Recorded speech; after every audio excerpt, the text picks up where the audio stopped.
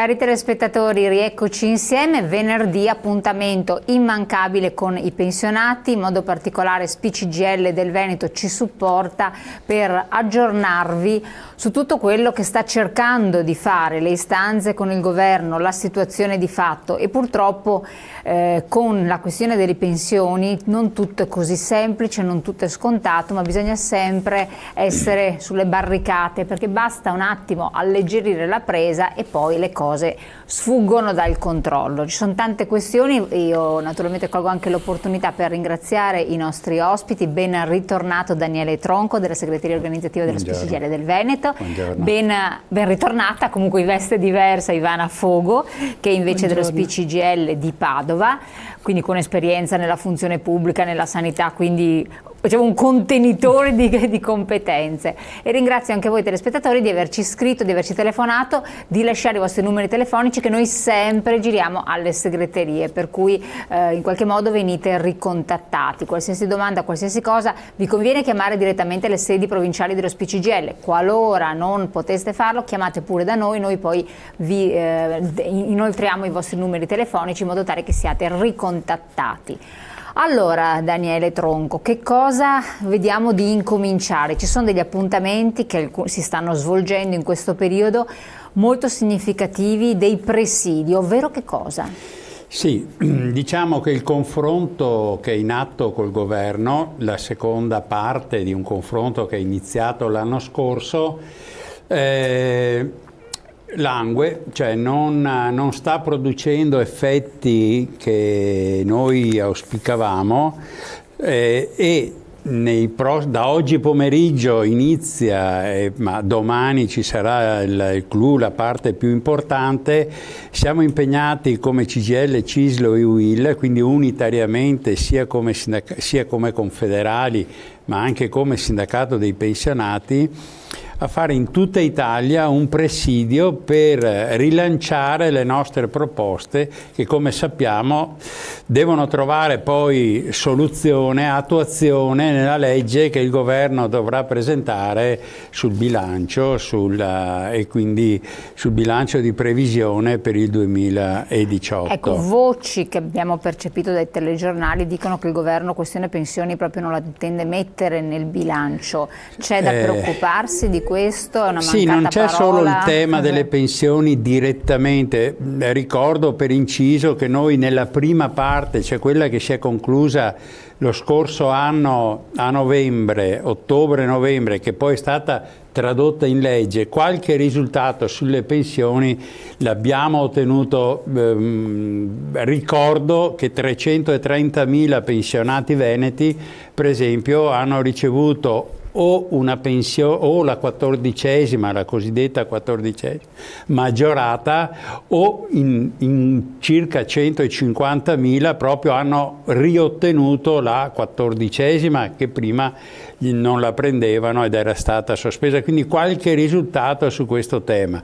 Ci mancano delle risposte più riferite ai pensionandi, cioè alle persone che noi pensiamo che il sindacato tutto assieme ha chiesto al governo, per esempio, di fermare quel meccanismo perverso che è l'anzianità, il calcolo che ci prolunga automaticamente il lavoro in relazione all'attesa di vita, che ovviamente sembra una cosa normale, ma dobbiamo ricordare ai telespettatori che se noi applicassimo teoricamente questo meccanismo potremmo trovarci nei prossimi anni non i 66, i 67, ma i 70, perché lì non c'è limite a questo meccanismo. Noi per esempio diciamo oltre una certa soglia, e soprattutto per alcune figure professionali, per quelle a maggior usura, deve essere bloccato questo meccanismo. Noi diciamo che 41 anni di lavoro sono sufficienti ovviamente per vedere riconosciuta un trattamento pensionistico. Poi se uno fa un lavoro che gli consente di proseguire, quindi volontariamente.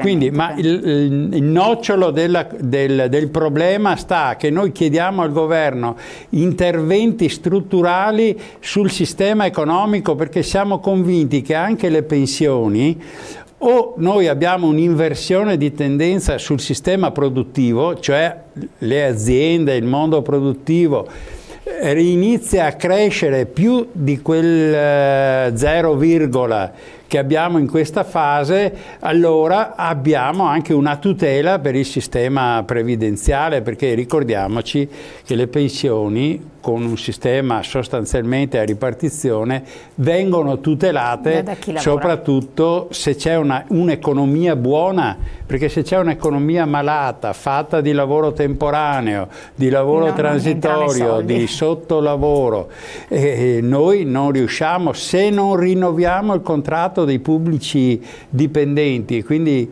qui stiamo parlando di una cosa che ormai è ferma da anni e anni. Siete convinti di ottenere qualcosa? Io lo spero, ma sono molto pessimista. Cioè, io credo che l'esempio dell'anno scorso, per rispondere a questo messaggio, ci dica che se noi insistiamo unitariamente e riusciamo a dare una dimostrazione. Certo, non portiamo a casa certamente la luna, cioè su questo non ci illudiamo, ma io penso che noi gli obiettivi fondamentali, che sono obiettivi molto ragionevoli, cioè dal punto di vista, si tratta di intervenire con la volontà di non fare interventi a pioggia, ma di fare degli interventi che siano mirati a incidere profondamente sul sistema in maniera da avere, come dire, una situazione positiva, a partire da modifiche su alcune meccanismi legati all'occupazione, perché lì torniamo sempre lì, un'occupazione precaria, una situazione economica precaria, uno sviluppo stentato,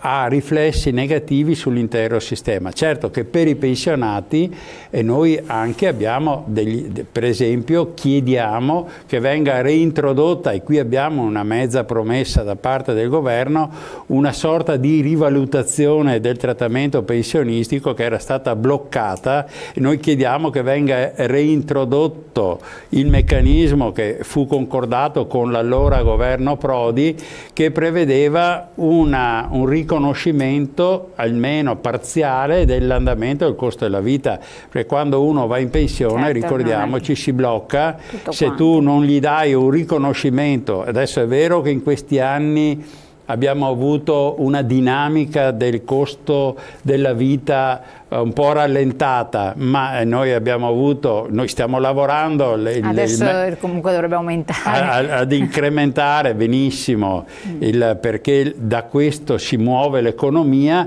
ma se noi non reintroduciamo un meccanismo che collega le pensioni noi diciamo fino a 7 volte il minimo, che ricordo essere 500 e rotti euro, fino a 7 volte il minimo, un meccanismo che reintroduce un adeguamento del sistema, noi avremo pensionati sempre più poveri e registriamo quello che stiamo registrando, che molti pensionati un po' alla volta entrano in un'area di povertà, perché la loro pensione non gli consente più di vivere dignitosamente, e poi magari qualcuno sceglie di andare all'estero.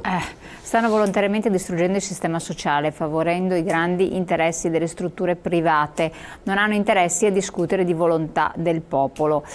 Ma questo è un po' il timore che è abbastanza diffuso. Tito Boeri ha detto qualche tempo fa, ribadito, che il sistema comunque del progressivo aumentare dell'anzianità, eccetera, dell'aspettativa di vita non andava toccato, che quindi lì si andava a gamba tesa, cioè era intangibile. E quando ho sentito questa notizia ho detto chissà lo SPCGL se trasale su se stesso, perché è una vostra grande battaglia, e poi insomma è una qualcosa di ragionevolezza. Bisogna dire che Tito Boeri dovrebbe fare il presidente dell'INPS e non il ministro del lavoro, perché Tito Boeri interviene su argomenti che sono di titolarità del ministero, e diciamo che sconfina il suo ruolo. lui dovrebbe intanto far funzionare meglio l'INPS. Quindi non deve terrorizzare, non deve terrorizzare i pensionati, con per esempio la questione più clamorosa che ha fatto, quella dell'invio della busta a neolavoratori, lavoratori che gli mancano 40 anni per andare in pensione. Tu gli mandi una busta che gli dice che fra 40 anni avrà un trattamento di un certo tipo, quando io penso che tutti noi possiamo tranquillamente pensare che fra 40 anni forse cambieranno un po' di cose, cioè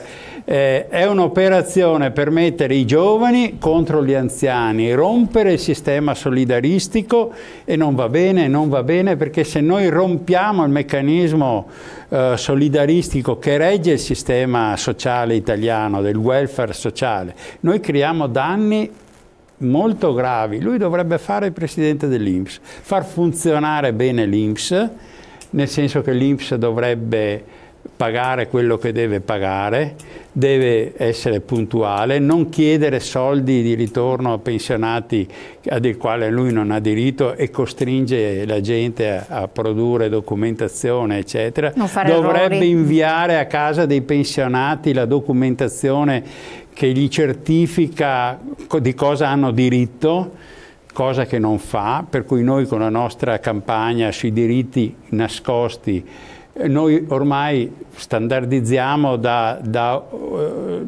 un 30%, da un 20-30% di pensionati che scopriamo che avrebbero diritto a delle integrazioni al trattamento, ma che siccome devono essere fatte a domanda, se uno non lo sa, non fa la domanda e perde il diritto, e dopo 5 anni vanno in prescrizione. Attenzione. Noi stiamo scoprendo centinaia di casi in Veneto, anche in provincia di Padova, di pensionati che hanno diritto ad avere questi soldi e che dobbiamo far domanda. Lui dovrebbe far funzionare meglio l'INPS. Non dico perché sono integrazioni a pagamento, cioè devono essere richiesti il pagamento di queste prestazioni, soprattutto integrative. Però con la banca dati dell'INPS, come si vede, lui riesce a intervenire su indebiti, eccetera, dovrebbe farlo anche. Quindi diciamo che c'è un po' questa situazione un po' strana in Italia, dove il Ministro del Lavoro viene superato da un suo delegato che ha l'incarico invece di seguire un ente così importante che, ricordo, non è l'INPS, è dei lavoratori, dei pensionati e delle parti sociali, perché siamo noi che contribuiamo a far funzionare l'INPS, non è una roba terza, non è un'azienda privata. Io le chiedo questo proprio rispondendo, quindi rispondiamo a una mail che ci è arrivata da parte di un telespettatore che chiedeva: dateci gli aggiornamenti su quelle famose sentenze che erano sospese per il riadeguamento delle pensioni. Il 24 ottobre noi dovremmo avere il 24 ottobre, abbiate pazienza, ancora il presto. 24 ottobre ci hanno preannunciato gli studi legali ai quali abbiamo dato incarico di seguire i casi campione che abbiamo proposto, perché è inutile fare ricorsi che poi costano, eccetera. Noi il 24 ottobre, se la Corte Costituzionale si pronuncerà sulla congruità del decreto che il governo ha emesso, voi sapete che il governo ha emesso un decreto, peccato che a uno che avanzava 100 gli hanno dato 10, se la Corte, come noi pensiamo, allora il governo dovrà intervenire per, diciamo, sanare questa situazione, perché però siamo nelle mani, diciamo, dei giudici. Bisogna tenere presente che nel frattempo i componenti dell'Alta Corte sono cambiati, hanno avuto una rotazione, Cosa vuol dire questo? Cioè, vuol dire che sono diversi, alcuni sono diversi da quelli che hanno emesso la prima sentenza che ha obbligato il governo a intervenire sull'argomento, perché l'Alta Corte ha già detto che era ingiusto. Quindi ci sono dei rischi, il blocco. ha detto già è ingiusto il blocco. Il governo ha risposto con un decreto a questa fra virgolette chiamiamola ordinanza adesso, con questa disposizione. Noi diciamo che quell'intervento del governo era del tutto insufficiente perché, ripeto, è stato molto limitato nel numero e anche nelle risorse. E adesso abbiamo ricorso, abbiamo preso i casi che secondo noi sono palesemente anticostituzionali e aspettiamo la sentenza. Quindi il sindacato si è mosso. Ricordo ai telespettatori che noi su questo argomento comunque dovremmo sentirci perché dal gennaio inizia un'altra fase. 2018, perché lì non si tratta più di prescrizione, ma si tratta di decadenza proprio del diritto. E quindi se non interviene entro i primi mesi del 18 qualcosa di significativo, noi saremmo costretti allora a non passare più attraverso una richiesta di pronunciamento della sentenza, ma dovremmo procedere a delle cause vere e proprie per il riconoscimento, per l'interruzione della decadenza del diritto dei primi casi, andando a ritroso perché arriva a un meccanismo della decadenza del diritto. Dopo la decadenza tu non puoi più fare. Assolutamente. Sarebbe gravetto, anche dal punto di vista, diciamo così, politico dei rapporti. Continuiamo, dopo ribadire, anzi facciamo così, prima di andare in pubblicità, ricordiamo i vostri presidi, le date, che così dalla regia metterà anche in onda la slide. Noi siamo a Venezia domani mattina alle 9 presso la prefettura in campo San Maurizio. A Padova alle 10:30 in piazza Antenore davanti alla prefettura. A Rovigo alle 10 in piazza Garibaldi, concentramento e corteo per la prefettura in via Celio. A Treviso facciamo 2 iniziative, alle 9 di sabato presidio in prefettura e oggi pomeriggio alle 16 facciamo una manifestazione in piazza dei Signori a Treviso. A Belluno alle 9:30 volantinaggio, incontro col prefetto sempre sabato, mentre oggi pomeriggio facciamo una presidio manifestazione in piazza Duomo. A Verona domani alle 10:30 presidio in piazza dei Signori. Quindi abbiamo venerdì 13, sabato 14, sono 2 giornate abbastanza calde per le vostre. Solo questo, poi andiamo in pubblicità. Presidio cosa vuol dire? Che cosa presidio vuol dire che noi apriamo una discussione, un'informativa ai cittadini perché sarà una modalità diciamo anche di coinvolgimento diretto, di informazione, perché come si è potuto notare in questi giorni è scomparso il tema del confronto con il sindacato, cioè nel momento in cui il governo ha preannunciato che non ci sono grandi risorse o che non ci sono risorse, il tema è scomparso. Noi, tenete presente che noi questa cosa la facciamo come minimo in tutti i capoluoghi di provincia d'Italia. Quindi ovunque c'è questa situazione. E quindi diciamo che superiamo l'assenza di comunicazione istituzionale eccetera con una forte presenza sul territorio, che non è solo la manifestazione, è anche inventarsi delle modalità comunicative che coinvolgano giovani, anziani, lavoratori, disoccupati, in modo da, come dire, avere già ieri ci sono state manifestazioni degli studenti che avevano una loro piattaforma, che ovviamente stanno dentro un tema, diciamo, di questa natura.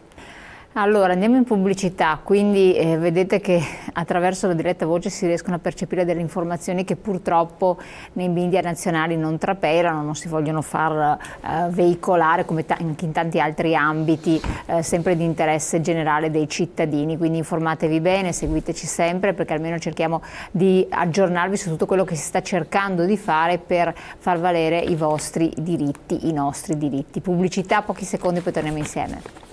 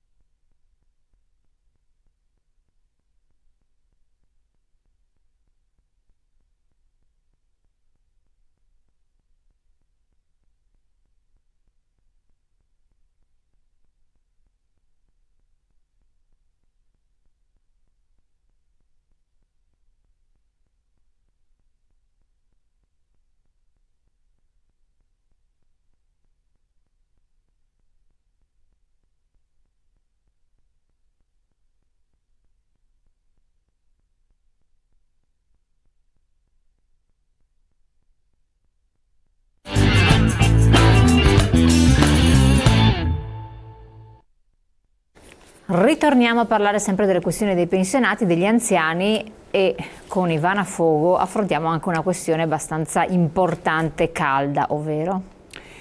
Ovvero è il progetto, la proposta di legge regionale numero 25, e che è una proposta appunto di legge di cui il primo firmatario è il presidente Zaia, rispetto alla trasformazione delle IPAB. Allora, le IPAB sono, ecco, vi spieghiamo tutto, perché sennò giustamente ci dicono parlate in termini difficili. Allora, parliamo delle case, per farci capire, parliamo delle case di riposo. Perfetto. Di tutte le strutture a servizio degli anziani.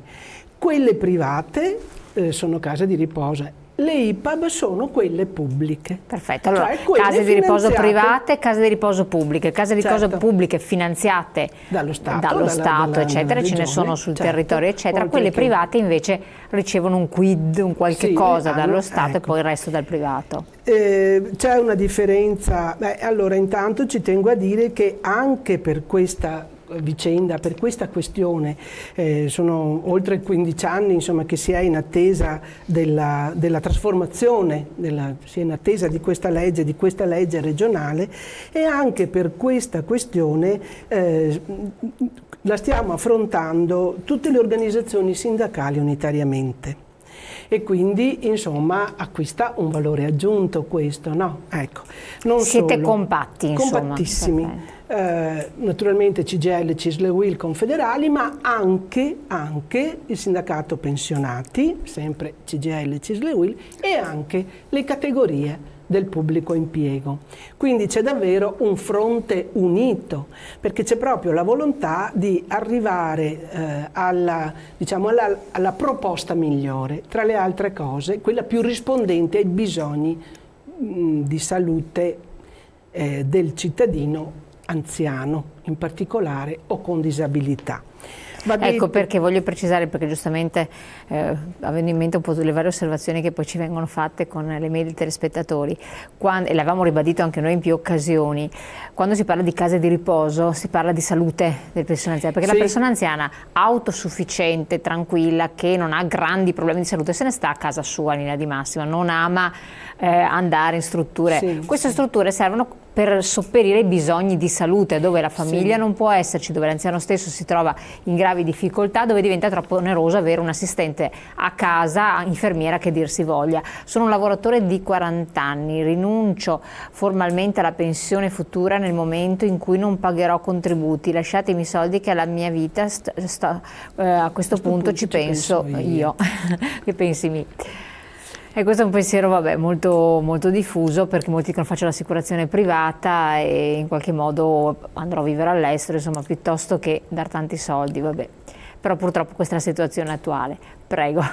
Sì, io riprendo per dire che anche dentro, diciamo che nelle case, non solo nelle IPAB, ma queste strutture rispondono a tutti i livelli di non autosufficienza a cui si va incontro naturalmente tutti nell'arco del passare della nostra vita.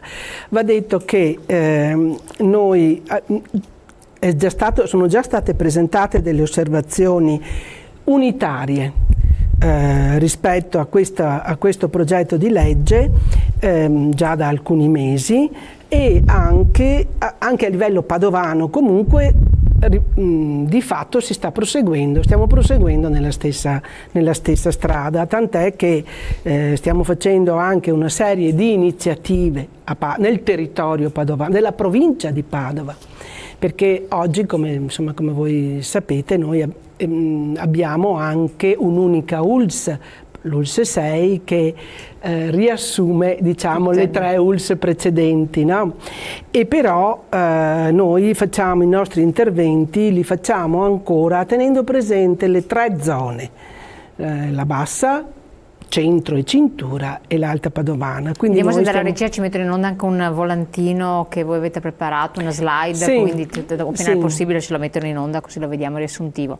Proprio su questi temi noi stiamo facendo delle iniziative a livello padovano dicevo nelle tre zone. Ci tenevo però a dire la ragione per cui insomma noi tutti siamo così attivi e così presenti rispetto a questo problema, perché c'è anche una differenziazione tra le case di riposo private e le IPAB. Le IPAB per tutta una serie di ragioni, poi se volete ve le descrivo anche, ma insomma legate soprattutto alla fiscalità, insomma ecco, sono discriminate le IPAB rispetto alle case di riposo private. Quindi le pubbliche sono discriminate rispetto alle private? Sì, sono discriminate perché hanno dei costi maggiori, perché pagano di più di IRAP, perché tutta la parte che riguarda per esempio il personale mentre per le case di riposo private interviene l'INPS, per le IPAB non è così, quindi ricade nei costi di gestione, insomma sono temi un pochino più specifici. Diciamo che le IPAB sono svantaggiate rispetto alle case di riposo private. Nonostante il numero delle impegnative, che cosa sono le impegnative? Sono quella possibilità che hanno i cittadini di accedere a queste strutture. Bene, sono un numero fisso, fermo, ancora sono emesse dalla Regione, dal 2009 non sono più state rivalutate, per cui abbiamo lo stesso numero di impegnative che avevamo nel 2009, siamo quasi a 10 anni di distanza, e però queste impegnative sono distribuite, sono in mano al cittadino, perciò il cittadino ha la facoltà, giustamente siccome ha un ruolo centrale, di recarsi presso la struttura che preferisce, e però hanno lo stesso numero di impegnative sia le strutture private che quelle pubbliche. Noi per esempio pensavamo o chiediamo che ci fossero leggermente avvantaggiate le pubbliche proprio perché hanno dei maggiori costi di gestione. Quindi, ma avvantaggiate in che termini? Quindi per il cittadino che poi ci ascolta che cosa potrebbe comportare? Allora, per il cittadino che ci ascolta non cambierebbe. Questa parte riguarda meno. Diciamo però che potrebbe avere delle ricadute in termini di tariffe che vengono pagate dal cittadino, perché una parte, naturalmente la parte alberghiera, viene sempre pagata dal cittadino in presenza di impegnativa. Questo deve essere molto chiaro. Esatto, in presenza di impegnativa, esatto, altrimenti deve pagarsi tutto. Altrimenti deve pagare la quota intera, e la quota intera, tanto per capirci, insomma, poi è intorno ai 3.000 euro. Sì, quindi insomma sono cifre assolutamente importanti. Ecco, volevo chiedere, ma in presenza di questa impegnativa, perché un cittadino sceglie la struttura privata? Domanda magari banalissima per gli addetti ai lavori, però magari immagino che uno si prefigura. Perché devo scegliere il privato anziché il pubblico anziché il privato? Perché ci sono servizi diversi? Le ragioni per cui un cittadino sceglie una struttura invece che un'altra sono molteplici. Diciamo che se guardiamo la parte economica, perché magari qualcuno a volte la sceglie o perché là c'è posto, o perché trova posto in alcune strutture, o perché i familiari sono più comodi, ma insomma lasciando da parte questa parte qua, parliamo soprattutto delle tariffe. È evidente che se la struttura privata ha costi di gestione minori, anche le tariffe sono più vantaggiose, e quindi il cittadino si rivolge, se ha dei problemi economici naturalmente, si rivolge alle strutture che sono anche più economiche, diciamo, no? Perché ci possono essere delle differenze importanti di tariffe anche per la parte alberghiera. Ecco, dopo. Tante sono dentro la tariffa, troviamo vari servizi, possono esserci dei servizi per esempio legati al trasporto o legati anche a dei servizi alla persona che sono dentro nella tariffa, oppure vengano pagati a parte. Allora, se ho un costo di gestione minore, dentro alla tariffa posso fornire più servizi e quindi diventa più vantaggioso naturalmente per il cittadino e la sua famiglia rivolgersi a queste strutture. Quindi è per questo che noi diciamo che c'è un discrimine, che le IPAB oggi attualmente sono svantaggiate rispetto alle strutture pubbliche, rispetto alle strutture private. Quanto è in competenza della Regione di questa gestione, questi cambiamenti? Quanto invece è deciso dallo Stato? Quindi no, beh, la Regione. È la Regione, quindi ecco. No, proprio capire le competenze. Sì, no, allora, per quanto, la cosa più ovvia che balza agli occhi è il numero delle impegnative. È la Regione che stabilisce quante impegnative annue può distribuire in tutto il suo territorio. Ce ne vorrebbero di più. Ce ne vorrebbero assolutamente un po' di più se teniamo conto della popolazione. Poi sono anche distribuite in modo diverso sulle varie... Perché una volta le impegnative erano in capo alle strutture, adesso sono in capo alle persone. Però c'è un sistema misto che di fatto produce, che a Treviso ci sono più posti letto e meno impegnative, a Vicenza ci sono meno posti letto e più impegnative. E quindi si crea un po' un cortocircuito dove alcuni vanno a ricoverarsi a Vicenza, si fanno dare l'impegnativa e poi si spostano a Treviso. Perché abbiamo detto che l'impegnativa è personale e quindi succede anche questo, succede che ci sia un mercato degli ospiti sulle strutture, perché avere un letto freddo, cioè un letto vuoto, è un costo e quindi diciamo che c'è un mercato delle impegnative dove alcune strutture ti cercano, ti chiamano a casa e ti dicono portalo da me che ti faccio una tariffa più bassa. Chiarissimo. Torniamo su questi argomenti, pubblicità tra poco. Scusa se so. Bravissimo, mancherebbe. Diciamo due dati anche.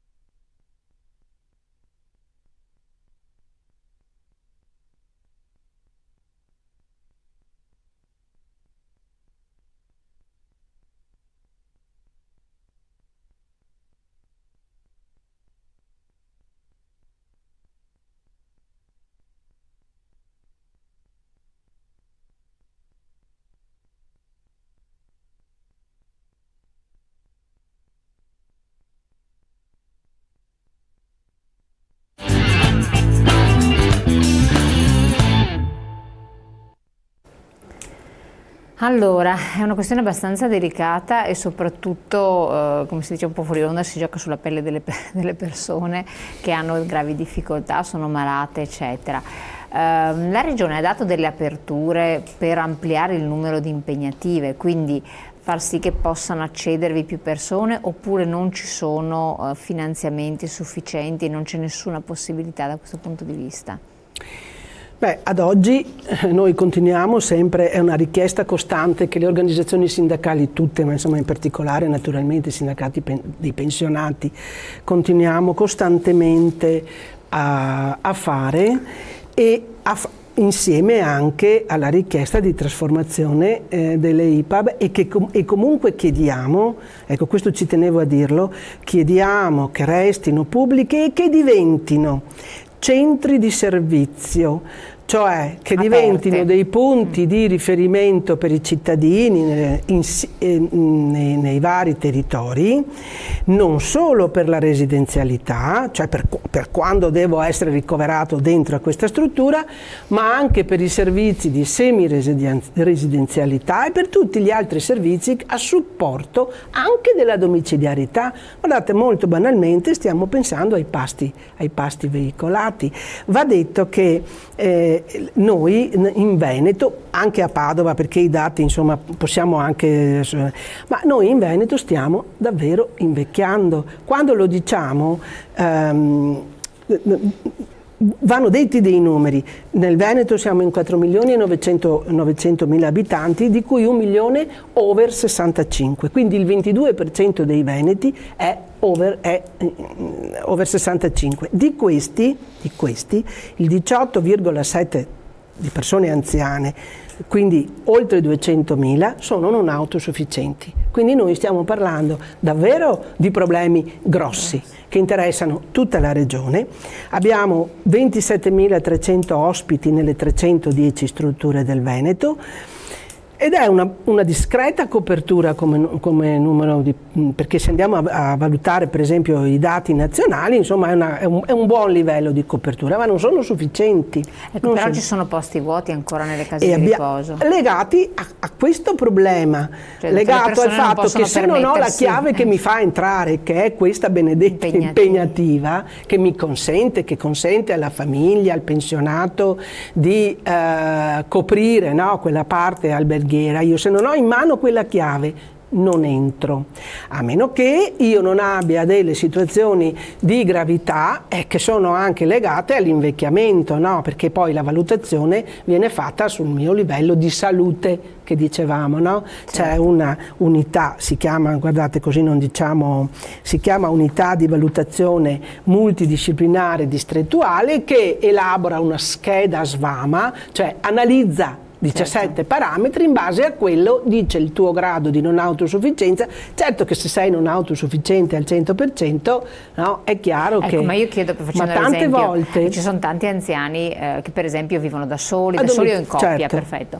Non hanno difficoltà a deambulare, non possono andare a fare la spesa, hanno difficoltà a muoversi per casa, possono cadere, non hanno assistenze vicino di carattere parentale, eccetera, magari i figli lavorano lontano e così via, comunque. Certo. Però magari non sono malati. Però non possono stare a casa perché è rischiosissimo, però l'abbiamo visto tanti purtroppo casi di incidenti molto gravi tra le pareti domestiche proprio perché non hanno questa capacità. Però non hanno la possibilità di avere questa impegnativa. Se sono autosufficienti che camminano... Però autosufficienti vuol dire che devono anche poter mangiare, certo, ma non riescono neanche a mangiare. È per questo che noi chiediamo che le IPAB diventino dei centri sul territorio, perché sono vicini al bisogno del cittadino e che abbiano un rapporto stretto tra il centro, centri di servizi e per esempio i sindaci di quel territorio, in modo che ci sia anche uno scambio di informazioni costante, un monitoraggio costante, perché l'altra situazione è questa, quello che avviene è anche questo, cambiano i bisogni.